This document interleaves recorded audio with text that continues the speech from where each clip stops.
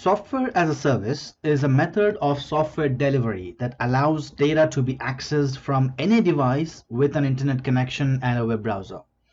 In this web-based model, software vendors host and maintain the servers, databases, and the code that constitute the application.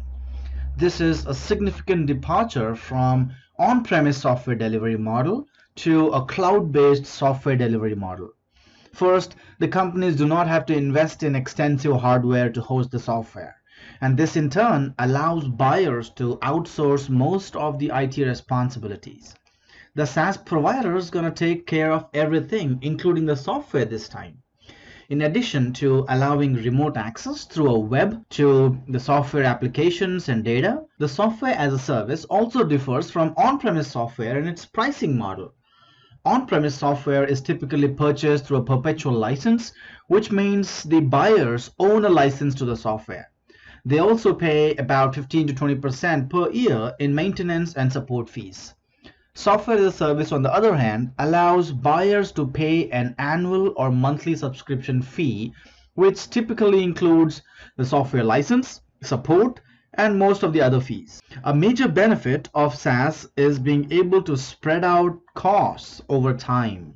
Some of the examples that we can talk about is Office 365, which is an cloud-based email delivery model from Microsoft. Traditionally, if you ever had to install email services, you had to install Microsoft Exchange on-premise, and that needs quite a lot of hardware.